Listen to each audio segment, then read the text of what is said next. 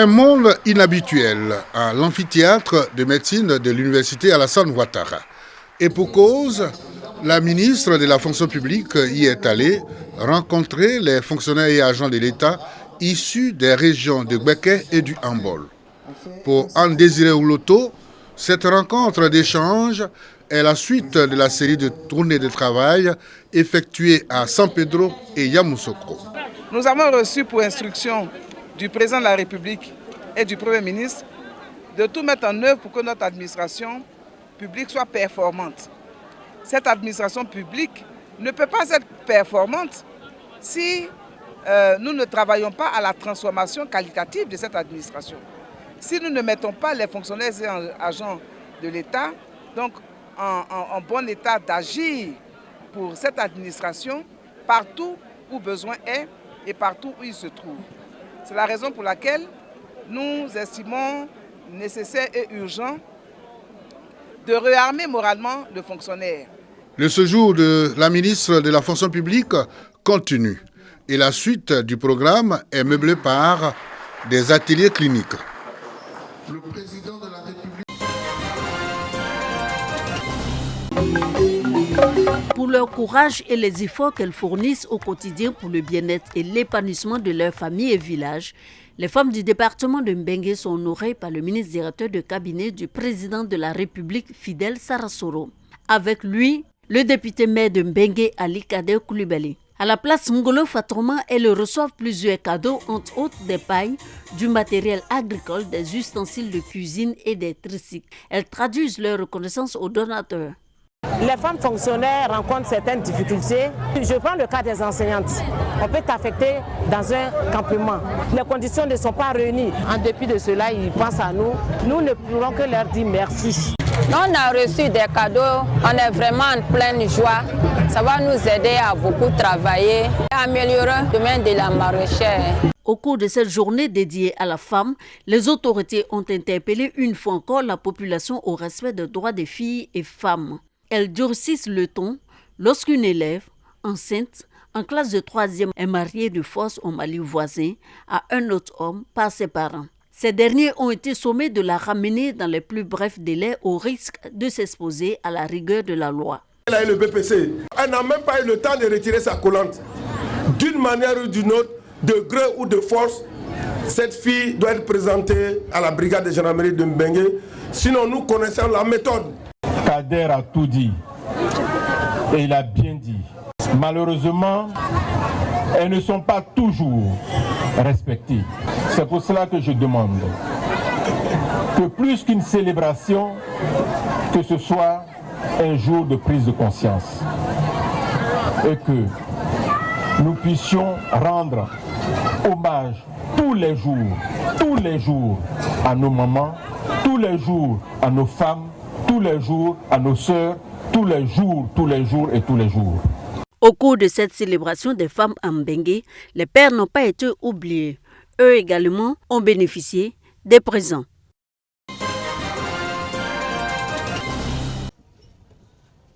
Bonne nouvelle pour la population du quartier Air France 2 de Bouaké. Ce quartier a désormais un nouveau marché doté d'un château d'eau d'une capacité de 23 000 litres cubes pour desservir tout l'espace commercial en eau potable. Cette infrastructure est bâtie sur une superficie de 5 hectares. Une réalisation du conseil municipal de Bouaké en partenariat avec une structure spécialisée dans le bâtiment et les travaux publics. En collaboration avec la mairie, nous avons décidé ensemble de façon tripartite de protéger les commerçants, c'est-à-dire même la prise de décision au niveau des tarifs a été faite en présence des responsables des commerçants, si bien qu'il a été convenu que les commerçants ne paieront pas de tickets ici de taxes communales, ce qui permettra à nos parents de faire des économies. Et la mairie endosse une partie avec son partenaire. Nos équipes seront disponibles à nettoyer le marché tous les jours. Raison pour laquelle on a convenu dans la convention avec nos commerçants d'une heure de fermeture du marché, de sorte que les équipes d'hygiène puissent travailler. Ce nouveau marché permettra aux commerçants de travailler dans de meilleures conditions, remplissant toutes les normes sécuritaires. Une joie pour les commerçants. Merci au président de la République et la mairie pour nous les femmes qui nous aident pour le petit marché.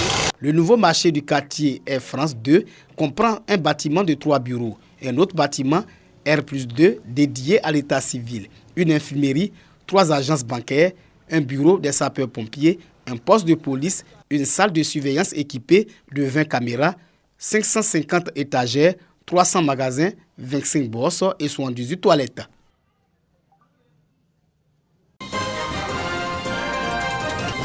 Depuis 2 mois, les paysans du Nord sont en plein dans la campagne agricole. Dans la plupart des familles, les bœufs attelés constituent le principal recours pour labourer les terres cultivables. Pour guider ces bœufs, certains parents ont recours aux enfants en âge d'aller à l'école. Une réelle atteinte à la sécurité et aux droits de ces enfants, à l'éducation. À Tengrela, dans la cône du pays, la question a été placée au cœur des préoccupations du comité de développement local de la mine d'or de Sissengue. Des tracteurs neufs ont été remis à 3 villages sur les 12 impactés par les activités de la mine. Valeur de ce don, environ 140 millions de francs CFA. Ce matériel de pointe est de la plus grande utilité pour le monde paysan dans cette zone nord du pays où le climat n'est pas toujours favorable à l'agriculture. Il est donc indispensable d'apprécier la qualité et l'importance des dons que nous recevons ce jour à la lumière de leur utilité. Avec ces tracteurs, les producteurs des 3 villages bénéficiaires verront désormais leurs souffrances soulagées et leur rendement amélioré. Ça va faire beaucoup le travail. Ça peut labourer, ça peut charger tous les vivriers de champs. Ça va nous aider beaucoup même, aider le village et puis tout le département de Tengrela. De la création de la mine de Sissengue en décembre 2018 à ce jour, plusieurs projets ont été déjà réalisés au profit de la lutte contre la pauvreté dans les 12 villages impactés par les activités de cette mine. Le montant se chiffre à 1,2 milliard de francs CFA. Ce montant équivaut à 0,5% de la production totale de cette mine en 5 ans. C'est un lundi sombre que les populations d'Alzopé ont vécu après les fortes précipitations qui se sont abattues sur cette ville. Conséquence, les eaux ont envahi la ville, causant de nombreux dégâts matériels. Des maisons ont été vidées de leurs habitants.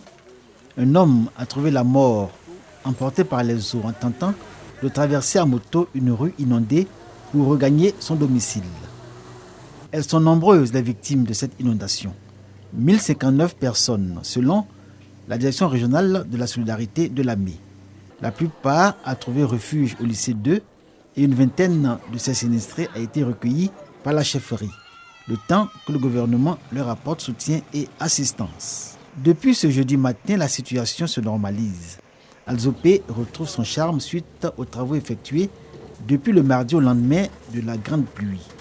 Nous avons des ordures et un ensablement des caniveaux. C'est-à-dire que le canal principal qui alimente toute la ville d'Alzopé, depuis le quartier Petit Lycée jusqu'au carrefour Eureka, ce caniveau-là est ensablé et il regorge beaucoup d'ordures. Pendant ce temps, les sinistrés continuent de recevoir des dons des personnes de bonne volonté et l'assistance permanente d'une équipe médicale affectée par la direction départementale de la santé de l'AME.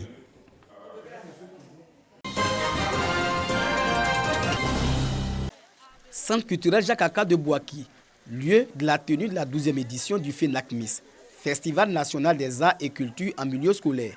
Les festivaliers donnent fier allure à la cour du centre culturel après plusieurs jours d'activité. Non loin de ce lieu, à la 3e région militaire, les élèves participent à une opération de planting d'arbres.